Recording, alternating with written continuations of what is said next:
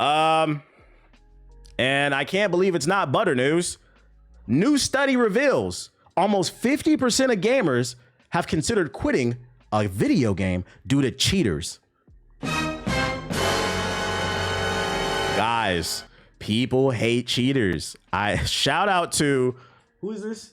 The writer Deshelle Ronaldo for the hard-hitting article. People hate cheaters, because this is not even a gaming thing. We have breaking news. People hate cheaters. Let's see what he has to say in this hard-hitting article. At this point, it's rare to be into multiplayer games and not have some experience playing against cheaters. Whether it's insta-headshotting sniper bots in Team Fortress 2 or the recent aim hacking trend in Battlefield 6 beta, it's something many of us have sadly grown accustomed to. Despite years of us frustratingly dealing with cheaters, every solution has felt more like a short-term answer. Luckily, the company PlaySafe ID has recently made it their mission to fight on the side of both players and developers for the sake of fairness within video games millions of us play every day. But to help us truly fight back against cheaters, it's the first essential for us to understand them. Shout out to Mickle Flake with the $5 super chat. Shout out to you from Georgia. Shout out to Georgia. Sky is blue article. Hashtag ad. Wait, what are you talking about? Did you see the cat VTuber? Yeah, the allegations. I don't want to talk about that shit. I don't want nothing to do with that conversation. The one that got accused of hacking in Battlefield, and then they're trying to, I literally was talking about that the other day. I don't want to talk about that shit because that article turned into not that article, but that topic turned into something else. That person was blatantly cheating, and that conversation turned into something else. And I'm not even dealing with that shit. No, thank you. I don't want no part of that community.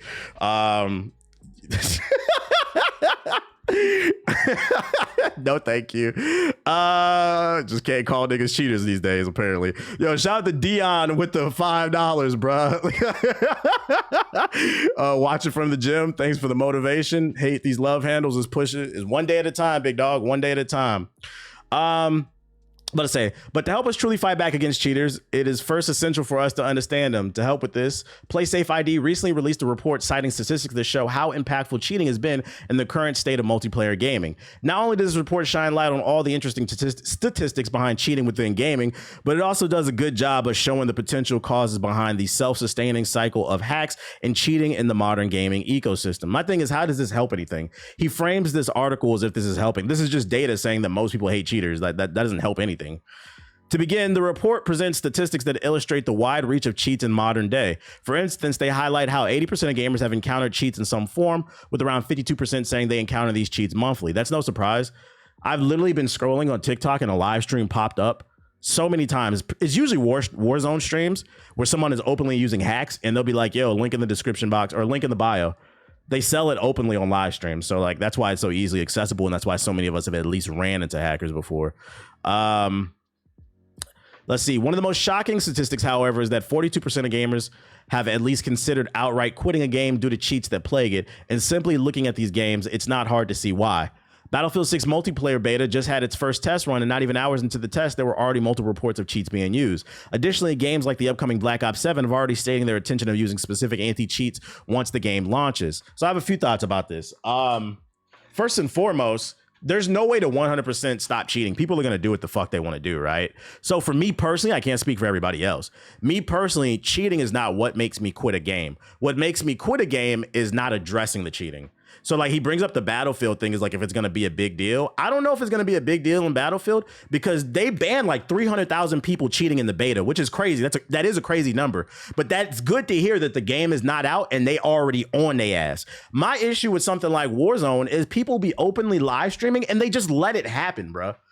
Stop the shit. And another good example is X Defiant, right? Because consumers play a role in this stuff too. People try to act like because they like something, they don't see what's going on in the community. Y'all remember when X Defiant came out, I said that game was full of cheaters. I was posting clips. It literally happened to me on stream in 3 different occasions. And people on social media are telling me I'm stupid. I'm just hating. I'm a Call of Duty drone. Nigga, I don't even like Call of Duty. What the fuck are you talking about? I just want the game to be good. Stop defending corporations. How do you claim you hate Ubisoft and then get mad I told Ubisoft to do better? Is it Ubislop or nigga?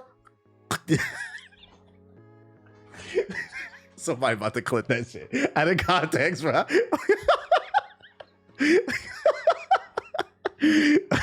Anyways, Be consistent. What the fuck y'all talking about? That's what I'm saying. Be consistent on this shit, bro.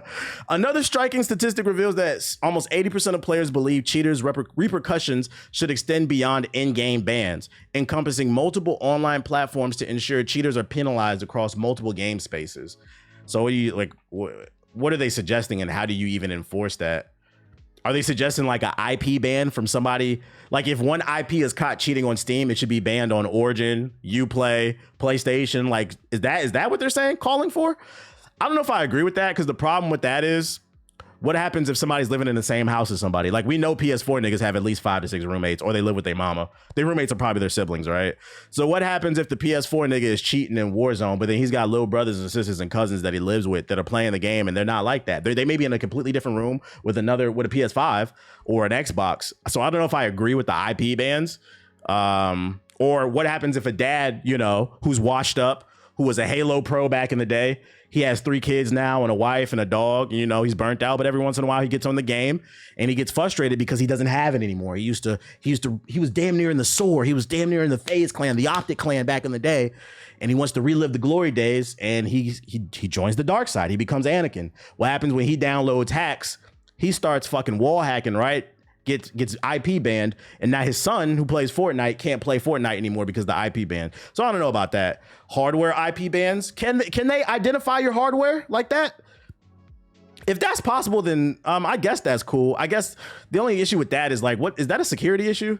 I'm not educated enough on that. Is that a security issue? Because like, if you get my hardware ID, can you get access to anything else? Yo, shout out to Beard Me with the $10 super chat. Appreciate the stock tip. I ran a call option on Take Two and I'm up 45%. First of all, nigga, I didn't give you no fucking financial advice, but shout out to you getting money. Oh, my bad. Wrong button. Next year is the real year when GTA 6 come out, but I ain't say nothing about you bought that on your own. I do not give financial advice. But okay, y'all saying that it's not a security issue. As long as it's not a security issue, I guess that's the workaround or whatever. This indicates that players are likely growing increasingly frustrated with cheaters across multiple games. Not only a majority of gamers frustrated with cheating, but they believe the current state of repercussions isn't going far enough. After all, most cheaters can simply make another account and continue. Yeah, self-fulfilling prophecy. The part of the report that I find most interesting is that 62% of gamers have felt at least tempted to try out cheating for themselves, with 25% feeling this temptation quite often. As PlaySafe ID explains, this demonstrates a feeling of, if you can't beat them, then join them. I wonder what's the number of people they polled to get this data, because I mean, if they only polled 1,000 or 2,000 people, that's not a representation of everybody, because I don't know about y'all, I've never once in my life felt the need to cheat. I've literally seen Zens at GameStop in a fucking glass, like buy a Zen so you can get a green in 2K. I never felt tempted to do that shit. So I can't speak. I mean, that's anecdotal evidence, right? That's just me. But I would love to know what was the sample size on this poll. But for instance, if you ever been in a lobby, let's say Counter-Strike 2 against someone using the wall or aim hacks, and you sit there playing rounds for 30 minutes with no way to win, it could be tempting to be interesting in trying cheats for yourself, if not for nefarious reasons. It's not for me. I'm not gonna lie, if a nigga cheating in my game, I back out. I'll take the loss as a video game. I do not give a fuck, nigga. What the fuck? Go find another lobby. You don't give a fuck, bro. Like, it's a fucking video game. I'm not trying to go pro. So with more and more people being exposed to cheats, you can expect more people to try to find them out themselves. As long as cheating remains available, it's forever being self-sustaining, highlighting player self-ID's purpose to stamp out fire before spreading even further. And the truth is, stamping out cheating is entirely profitable for game publishers as well. According to the report, 55% of gamers are reluctant to buy into microtransactions if cheaters are present. Hey, EA. I appreciate the super chat, twin. You see that? Y'all like making money. Get on it. 2K, get on it. I thought y'all niggas like money. Y'all better start banning these people, bruh. Fucking Warzone. You could be making more money.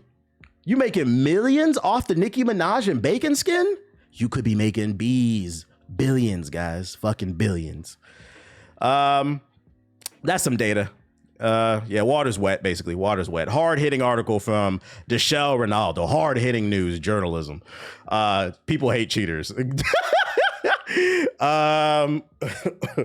other news, more data. North America tops global spending when it comes to games, with the average North American, which I'm going to assume North America means Canadians as well, spends $325 per player but I'd imagine it's probably mostly Americans it's talking about. Games are getting pricier, but that hasn't stopped North American players from shelling out hundreds each year on their hobby. Over recent years, gaming habits have shifted as prices climbed. Yeah, Mexico too. Many big releases now debut at $70 with Activision, Sony, and Nintendo holding firm on premium pricing. Microtransactions, DLC, battle passes, and cosmetics have become major revenue drivers. Hey, to the dude in the chat earlier who said, Beard Man, are you still in the chat? You said you put an option on Take Two. Where'd you learn how to do like options and puts? I feel like I'm an intermediate level trader. Like I know the basics, buy low, sell high. I know how to swing trade. I'm getting good at that. But like that's the advanced shit. Reading them charts and then putting in options. Where you learn that from, bro? You got a YouTube channel or something? I'm trying to get into that because that's where the big money is. But anyways, over recent years, right there. Sarcania reports U.S. spending has risen steadily since 2020 despite flat unit sales. What I use to trade? I got multiple portfolios. You said the Nancy Pelosi Discord server. I got Fidelity. I got Robinhood. I have some crypto stuff, but that's different. And then I just opened another portfolio last week with an app called Dub. Basically, it allows you to copy people's portfolios automatically. So basically, you set up an account, and then there's a bunch of people you can follow. So like on Dub, I just put $500 in there, see how it does. I copy Nancy Pelosi and then a few other politicians. And anytime they buy or sell, it automatically does it for you. You just put some money in, basically. I said, I'm going to try it out for a year, see how it worked, bro. He said, I'm learning right now. I'm just journaling all my type shit, trying to get better. Just W plug. The name of the app is Dub. Just know if you want to get into investing and you want to try Dub out, there is a fee. It's $80 for a year. So you have to pay $80 up front, but it's like a social media type of thing, but you go on there and you can literally look at people's portfolios. It shows you how much money they're making.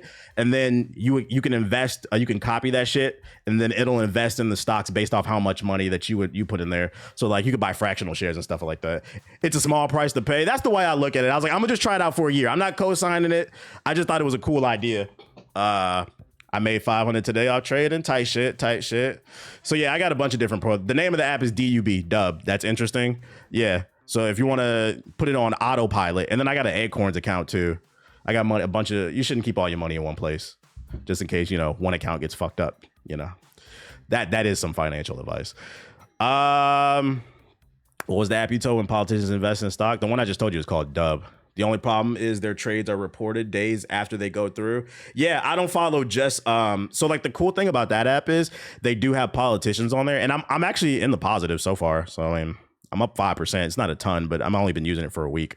The cool thing about it is it's not just politicians, it's celebrities on there as well as just general like pro traders. So like you can actually, if you want to make some money, if you want to put you on the game, because I see some traders in the chat. If you make an account with Dub, you can actually make a portfolio and then you can become a content creator on there basically, and people can copy you and you can make money off of it. So like I follow some other people. Like I'm following this one dude, his page is called Tech to Watch. You can literally look at their portfolio. He's up 300% in the last year, and he'll explain like how long they've been investing, what they invest in. Like just read, guys, fucking read. It's not just politicians on there. Laugh my ass off, got Dub downloaded. I've been copying Pelosi. She crazy with it. Not financial advice, but y'all know I don't gatekeep. I like people making money, but just know there is a fee with that one. The name of the app is Dub, DUB. Yeah, I'll show it on stream. Not financial advice. Any money you spend is at your own risk. This one right here. This is what it looks like. The logo. I found this out from my Instagram ad. I was like, oh, this is a cool idea. I'll try it out. Fuck it. I just put a little bit of money in there and see what happens. Anyways, back to what I was talking about. That's what they should be using ChatGPT instead and proposing to it. Tight shit. Back to this data. Digital stores and subscriptions like the... Oh, wait, no, hold on. Because I had a point to make. Hold on. I had a point to make. Yeah, trade responsibly. Real shit. Sarcana reports U.S. spending has risen steadily since 2020, which is very interesting, right? Because let's go back to this one. I gotta save to pull up and get you fraud ass niggas.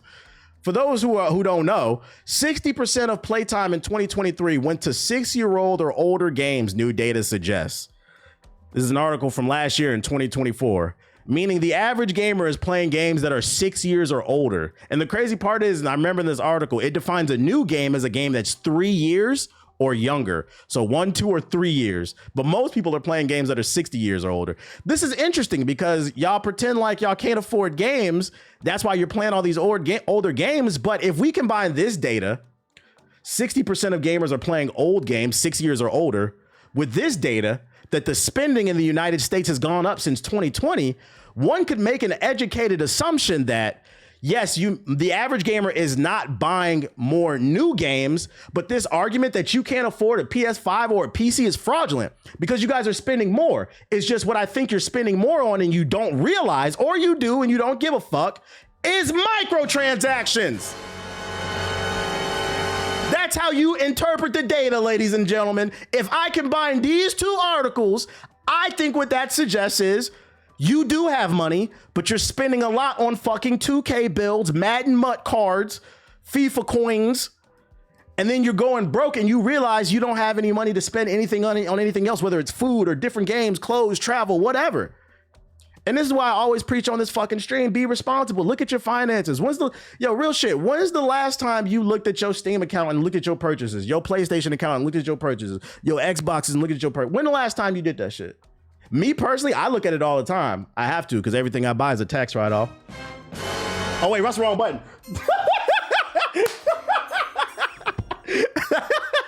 Every time, so I check my shit regularly.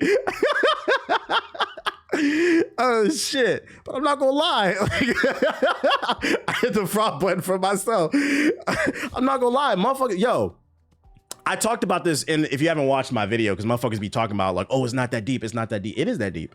I talked about it in this video right here, the dark psychology of microtransactions, and people in the comment section. I talked about it a little bit here as well. People were saying that it's not that deep. So one of the psychological tricks that these game companies do to get you to spend more money is they create distance between the dollar value that you spend and the product that they're creating. Now follow with me. I think you should go watch the videos. I know the videos are long, drink some fucking energy drink or something and sit down and pay attention, get a meal. Let me explain it to you really quickly. What they do is a psychological trick where the reason why, if you ever noticed, games don't let you just buy something at a dollar value is because it creates a mental distance. So like instead of saying one VC costs $1, they'll say 2,500 VC for like $5 to confuse you. Now it forces you to do math, and the average person is lazy. They don't want to do that conversion rate on the currency. So then they just end up buying the shit. And then what happens is you repeat that cycle over and over where you don't do the math and figure out what you're actually spending, and you end up spending more money than you actually want to. This is why I said, when's the last time you guys checked your receipts? They got you spending double for less because you're not converting the currency. That's why I think personally they should pass a law that states, hey, 1 V-buck equals $1. So people are not fucking confused. Or just put the damn dollar amount on there. Put the euro amount on there. Whatever currency it is. That's what I think it is. Yeah, sports betting be getting them too with it. Well, yeah, that's the funny thing about it, Monty. And I talked about it in my videos. Is I'm going to make more videos about this because I'm going to start drilling this down people's fucking throats. They are borrowing techniques and psychology from gambling. It comes from casinos. And people be like, no, it's not. It is that deep. It is that deep. The house always wins when it comes to microtransactions. So bringing it back to the data, I'm going to have to call bullshit when people say they can't afford games, because it says that spending is higher than ever, even though the dollar is lower than ever. The value of a dollar is just, I don't think you guys are spending it on meaningful things. You're spending it on fucking bacon skins and Nicki Minaj and Teenage Mutant Ninja Turtle skins, bruh. Same psychology as making prices $9.99 instead of $10 type shit. You gonna do what to us? I said what I said, nigga. Digital storefronts and subscriptions like Xbox Game Pass have changed buying habits, leading to more frequent but smaller purchases, meaning players spend more overall while buying fewer priced games. Actually, that's literally what I was talking about. And that's why the next number still lands hard, $325. That's the average each North American gamer spends on games in 2025. All right, so the average North American gamer is spending, let's do the math here. So first of all, this article states that spending is up in gaming. That's why when people say gaming is dead, I laugh because I'm like, I don't know. The finances say otherwise. But if we take 325 and then we divide it by the average price of a video game, that is 4.5 game. You could afford 4.5 good games a year with that type of money, but instead people are spending it on microtransactions. And let me put y'all on the game too, right? If we take that, and this is just the average, you can round it up to 5 if you want, because it's 4.6. You can say 5. Here, let me put you on a game. We could reduce this cost too, right? Because for 10 a month, you could just do the Game Pass. So if we take out that 10 out of the 325, because I mean, if you're getting a steady paycheck, that 10 is not gonna really do too much to you, right? You could instead buy 4 games and get Game Pass and have a shit ton of games every fucking year for $325 a year. And people be talking about, oh, I can't afford a fucking game. I don't know, man. The data said I can't afford a PS5, but you're spending $325 on microtransactions every year. In a year and a half, you would have had enough for a PS5 if you're in between jobs. I don't know. It's a lot of people claiming that the economy's and don't get me wrong, the economy actually is in a slump now. This time I'm gonna let it slide. This nigga in 7 months, this nigga has fucked up my stock portfolio. But that's besides the point. Before that fucking fat orange got there, I don't know, man. I don't know. The math is mathing. So that's some data for y'all. What's crazy is PS4 ninjas aren't buying PS5s with this data, but buying microtrans. Yup. You could save $1 a day since 2020 and you would have had enough. Yeah, the problem is you niggas be buying honey packs and rhino pills every fucking weekend, bro. Energy drinks, heart ready to, you be popping Blue Chews, honey packs, rhino pills, and Ghost Energy. Fucking Ghost Energy to fuck a 4. Bro, I was going crazy this weekend. Yeah, you were. You were making some crazy decisions. You definitely were. It would just open up more money for them to spend on microtransactions. The goalpost would move. And it kind of goes back to, unfortunately, the conversation that I've been having on this stream. And this is, I say, we keep it high IQ over here. Keep it high IQ in the chat. That's all I ask for. Keep it respectful. Keep it high IQ. Goes back to what the fuck I've been saying is one of the biggest issues is people be like, oh, it's the companies. No, a mega corporation's goal is to extract as much resources out of you by any means possible. And they're doing a great fucking job. And a lot of y'all are just taking it. If it don't apply, let it fly. The consumer is not doing their part to be a good consumer. It blows my mind that people complain about the price of games, which is unfortunate. 70, some are going to 80. It is unfortunate. I am not out of touch. I know that's expensive for the average person. Don't get it twisted. But what I will say is, what I don't understand is, why do people complain so much knowing that you are not going to buy these games day one? Unless you are a content creator. You do not need every video game the day it comes out. I know it sucks to not be part of the conversation. But I'm going to be honest, it's not that big of a deal for you not to be part of every conversation because you're not making any money off of it. I've said this on my stream a million fucking times. The reason I'm part of all these conversations is because I make money off this shit. If I was still a preschool teacher like I was 10 years ago, making that $40,000 a year, I think I was playing maybe 3 games a year, like 3 story games and 1 multiplayer, like free to play. I would be back on that bullshit, bro. But because I can write it off on my taxes, that's what I do. And that's why I always say, let me be the guinea pig. So at least you can get a reputable opinion on the shit. But self-discipline. Stop blaming the corporation, bro. That's a you problem. You need to dig a little bit deeper and try to figure out why you feel the need to be part of every fucking conversation. When, to be honest, your mama and your daddy don't care what you got to say. Your sisters, your brothers, you don't even got a girlfriend. You know what I'm saying? Like, remember earlier when I was talking about the Roblox shit? And I said, birds of a feather flock together. Swimmers hang with swimmers. Ball players hang with ball players. Red pill niggas, y'all don't hang with anybody because y'all niggas losers. And a lot of y'all on the internet. Niggas sit on YouTube and watch videos all day and take no advice. Anyways, that's why I use Gamefly. Gamefly is a great option, bro. Another great option, and obviously this is not going to apply for everybody, but the library. Check your local library. A lot of local libraries allow you to rent games for those unaware. I was shocked when I seen this shit. The libraries out here in LA are great. So it doesn't hurt to go to your local library and see, do they have DVDs and video games and stuff and I'm talking about they be having shit up to date. They got PS5 games, nigga. You'd be surprised. So if you like single player games and you're on a tight budget, you're in college, go check get a library card, nigga. That shit is lit. I'm gonna flame you niggas to the end of the fucking earth. The thrift store too. And fucking when I was a kid, when I was 12, 13 years old, if a nigga had Game Pass and a library full of fucking PS5 games, I'd be going stupid. You can even trick your mom. I'm not saying to do that, but mom, I want to go to the library. I want to read more. You get a book. You also get a game while you're there too. I'm trying to put y'all on. What you mean? What you fucking mean? Some of y'all niggas need to read though.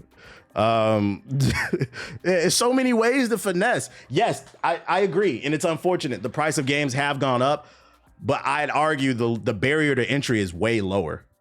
You got free to play games. You still got thrift stores. You got Game Pass, PS Plus, free games on Amazon, Epic Store all the time. You got the library.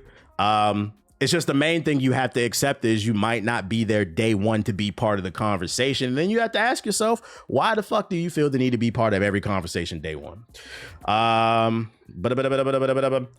news, Call of Duty Black Ops 7 will blend the campaign and multiplayer like never before.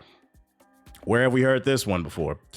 Black Ops 7's campaign could include a brand new element that brings together single player and multiplayer. According to Insider Gaming, the game's final campaign mission will morph into a 32-player multiplayer experience that could take form of some kind of extraction-based experience. The report says a map called Avalon was initially set to be the newest Call of Duty Warzone map, but it's now being used for the final campaign mission in Black Ops 7. Translation, they really want you to play their extraction mode, so they're going to turn the final level into a satisfying ending to the story. They're going to transform it from a satisfying end to the story to a tutorial for multiplayer, for a game mode that most people don't want to play. And don't tell me people do want to play that shit, because look what the fuck happened to that Bungie game. Don't nobody want to play Marathon, nigga. We'd have to call up Kang the Conqueror and hop through 50 different timelines before we find one for a timeline that's actually interested in that dog shit. It was said that the mission will be hardcore and similar to other extraction shooters on the market. If you're killed and your squad is wiped, you will lose your character progress. Oh, joy. The report added that this new setup is part of Black Ops 7's push to have the progression shared across the campaign, multiplayer, and zombies. What this means is players can level up their guns, characters, and battle pass in the campaign and zombies mode, not just multiplayer, according to the report. I'm fine with that, though. Is Marathon that bad? Yeah, they delayed that shit indefinitely. GameSpot has contacted Activision in an attempt to get more details. Activision may have more information to share soon, as the big reveal for the game is set Tuesday, August 19th. Oh, I was unaware of that. So that's next Tuesday. Next Tuesday, we will be talking about Black Ops 7. The game, am I bugging? Does it feel like we just did am I getting old? It feels like we just did that big ass reveal of Black Ops 6, bro. God damn.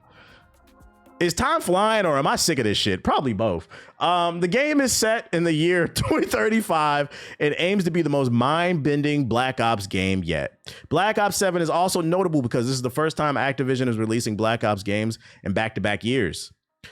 Since the game is being revealed next Tuesday, I have a new prediction for Black Ops 7. Hold on to your pants, but I predict when it comes to Black Ops 7, when they reveal it on YouTube and Twitch, it'll be hundreds, if not hundreds of thousands, if not millions of people playing. And when the game comes out, it'll also break records. That's right. I predict it's going to break all type of viewership and purchase records, even though niggas swear gaming is dead. And then I'll be on this stream this time next year saying, you guys said gaming is dead, but look what you bought. Fucking junkies. I won't be playing that shit. I'm only playing it if it comes to Game Pass. I hope it comes to Game Pass. If it doesn't, I'll play it if I get it for free. But we was off Black Ops 6 within like a month and a half. I feel like it was cool, but the gunplay, to be fair, the gunplay and the movement, I actually really did enjoy it in Black Ops 6. I had fun playing with friends. The biggest issue with Black Ops 6 was the maps were terrible. Like that, what was it, Red Card, the soccer map? Oh my God.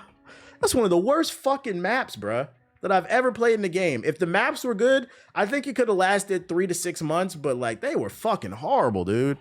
But as long as it's on Game Pass, I'm not gonna bitch too much because I pay for Game Pass, so I mean I'm getting it for free, I guess. I swear that fraud alert sounds like something straight out of the 90s. It's like a generic Hollywood sound effect. Only Nuketown. Nuketown's not a new map too. That's nostalgia. Sega's older executives, including Sega's Sammy chairman, and are especially excited for the new Virtua Fighter game. I'm excited for it too. Speaking of Eurogamer, the producer of Virtua Fighter revealed that there's an extraordinary level of excitement around the upcoming 3D fighting game at Sega, especially among the company's older generation. When asked about the internal mood regarding Virtua Fighter's revival, they're feeling confident. Yamada stated that in Sega, the upper executives are very fond of Virtua Fighter. They feel it's very special to them because it has a long history. I mean, for those unaware, Virtua Fighter is the OG. It's what started the 3D. I mean, if there was no there's no Tekken if there was no Virtua Fighter, because the first two Tekkens were a straight up ripoff of Virtua Fighter. So they leaning into that legacy type shit. This extends to the chairman of Sega, Sammy. According to Yamada, he's taken special interest in the project. He's also very fond of Virtua Fighter. He's very high up in the company and a very important guy. So even though he participates in so many meetings, he doesn't really say anything. But when it comes to Virtua Fighter meetings, he actually gives detailed comments because he's very fond of the series. So that sounds to me like Sega Sammy, one of the higher ups at the company, just be going through the motions when he's at other meetings, just be sitting there.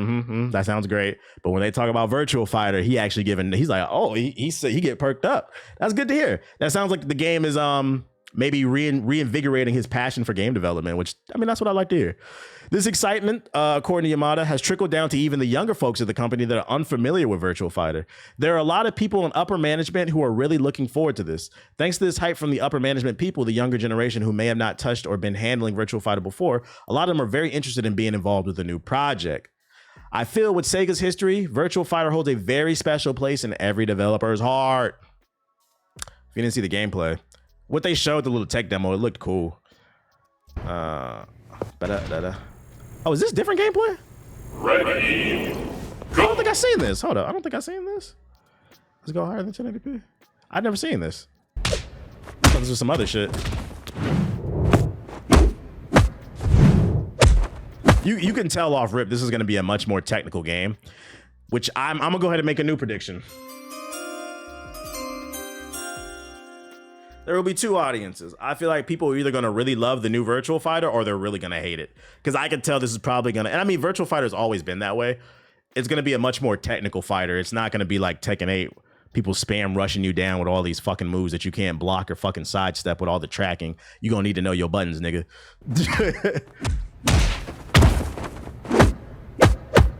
And one thing I know is people like to say they like skill. Most people don't like skill. Hell, even the good players don't like skill in games. You know how I know? Because them niggas sit on the internet and bitch about skill-based matchmaking. That's right, ladies and gentlemen. That's right. I said it. For the most part, skill-based matchmaking is good for you and me.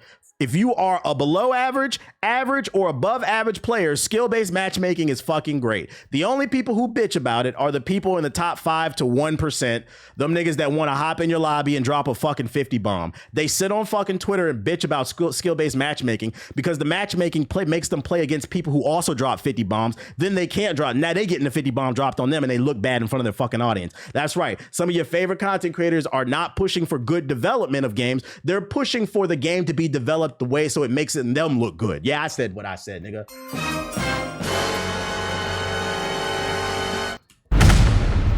Yeah, they complaining about getting a fair competition.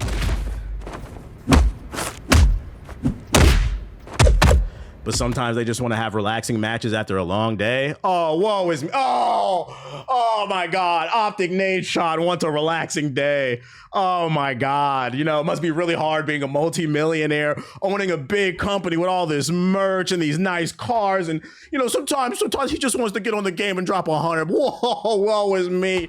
My fucking stock portfolio's fucking tanking. Yeah, go play quick play. Go play a single player game. I got a solution. Get the fuck off the game, bruh. How about that? Like... Like you've hit your that's like saying that's like being an MMA fighter or a boxer, right? Yeah, playing the world's smallest violin. That's like being a boxer, right? You tough. You the toughest nigga in your neighborhood. You beat up all your family members. You beat up all the niggas at the barbecue. Shit, you even won the Golden Gloves in your city. You the toughest nigga in Milwaukee. Then you went pro and got your fucking scalp knocked in and realized you're not that good. And instead of saying, you know what, I'm gonna get better, you hop on the mic and you say, man, some days I just want to fucking relax. Like, nigga, you're a pro. You entered the pro arena. What the fuck are you? That's like me sitting on the fucking stream and being like, yo, man, my fucking views, guys, nobody, you don't hear me bitch about the shit. The only time I complain is when niggas act like they watch me, and then I'll be like, what's your favorite video? And niggas never have a fucking answer. I'll be like, shut the fuck up, nigga. Just say hi. Woe is me. Woe is, you don't hear that shit, bro. Whatever.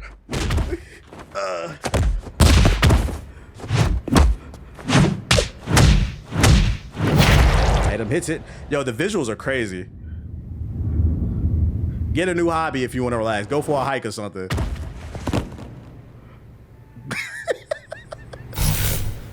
That KO scene mean. These visuals look crazy. I ain't gonna hold you. This look like it might stress PCs out a little bit. They said this shit crossplay. Oh, Tokyo Game Show. They're showing more. When's the Tokyo Game Show? Tokyo Game Show 2025. No. It's in September. It's in September. How everyone in Philly feels about Paul George. Yeah, do some yoga, bro. Do some yoga. Like, even when it comes to being pro, there's levels to this shit, bro. There's levels to this shit. Y'all see our own bitch, bro.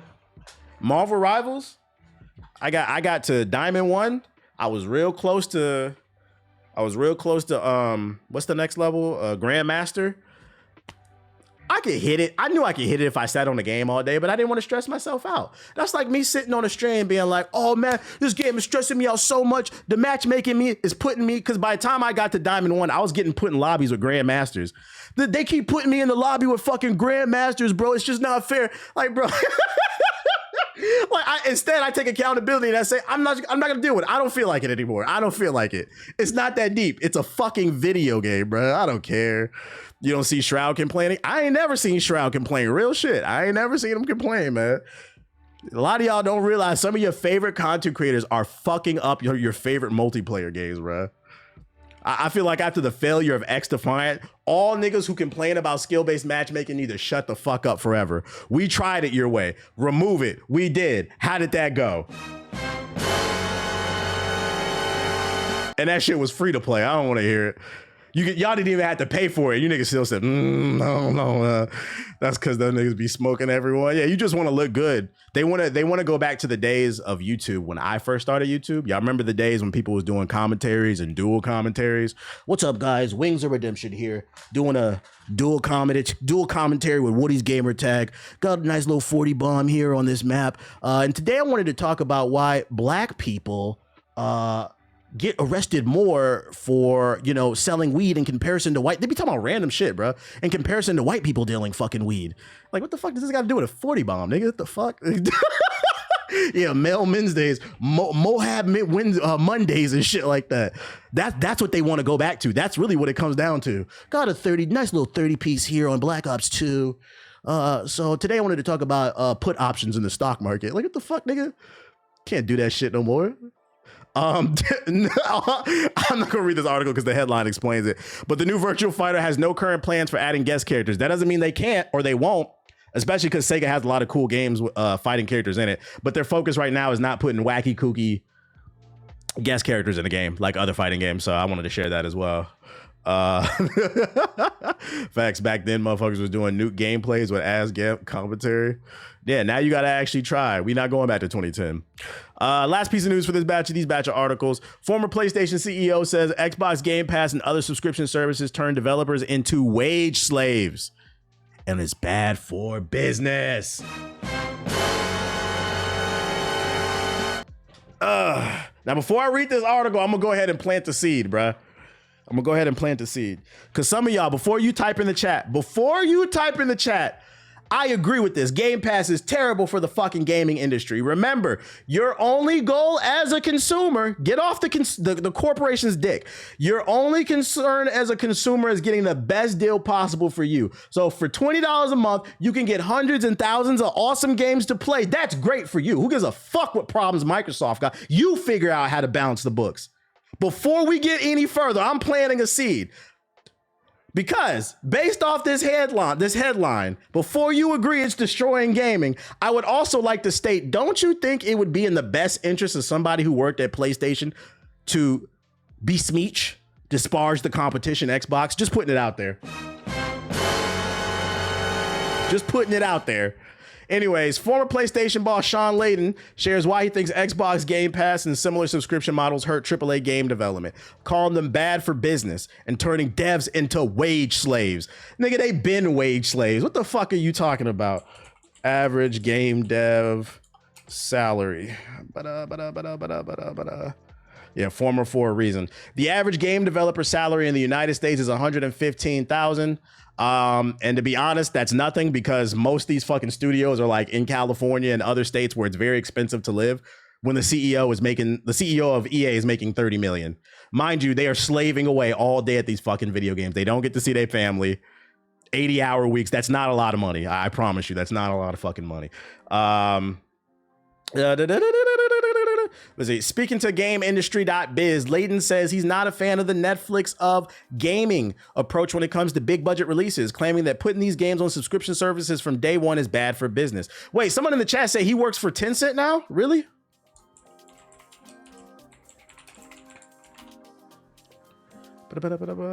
Yeah, Sean Layden in 2022 joined Tencent as a strategic advisor. So the guy who works for Tencent, one of the most economically powerful companies in the gaming space, who nickel and dimes the fuck out of every mobile and AAA game, is criticizing somebody, and mind you, he's a strategist on the damn company, is criticizing somebody else's fucking business practices. Now, this is funny, and I'm glad, shout out to the chat. We keeping the conversation high IQ, because this perfectly correlates with what I said earlier. What did I say earlier? The only thing you should be worried about as a consumer is getting the best deal for your fucking self, bruh. This clown ass nigga got the nerve to get on the internet and talk about I don't think it's good for the business. Well, I don't think nickeling, diming people and working for the company that's most prevalent does it. I don't think your business model is any better. So I said, I think as somebody who's directly worked for a competitor, he has a good incentive to put down Xbox. Competition is good.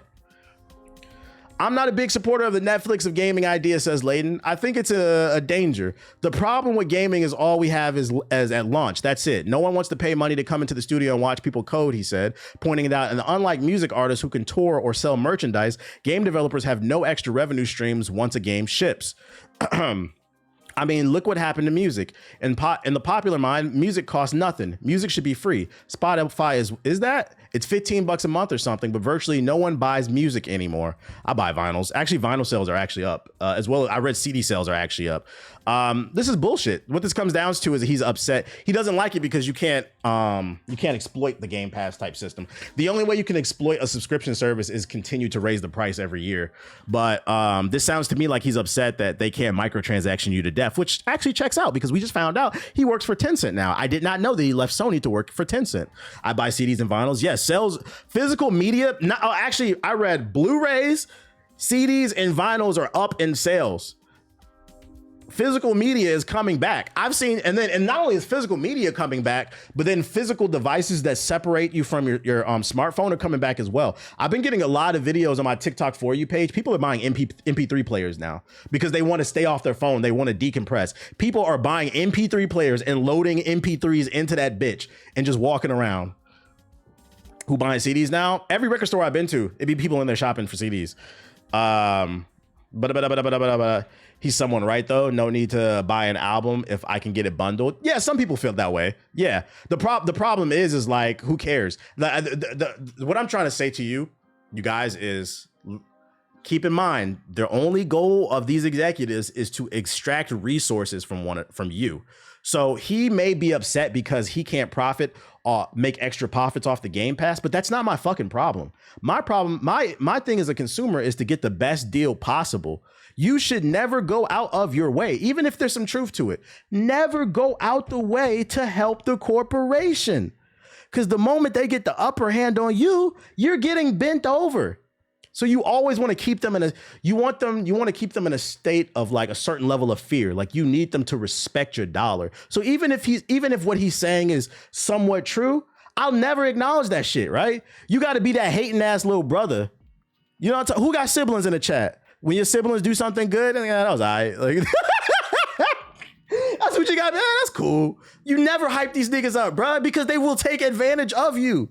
And then when they start taking advantage of you, they rub it in your face. Because fucking now you got the EA CEO out here talking about, oh, the reason we put out fucking, what was it? The last BioWare joint, the last Dragon Age in the state that it was in is because RPG nerds are people who sleep in fucking caves and sit in the dark all day. They're fucking losers. They're gonna buy it anyway. This is the way they're talking about us, bruh. This is the way they're talking about us, bruh. So absolutely not. No corporation will ever be clouded up by me. Nope. Unless they cut me a brand deal, then I'll act like I like them for fucking 12 hours. And then tomorrow you can ask me how I really feel about the product. Just know, don't trust me during the sponsorship.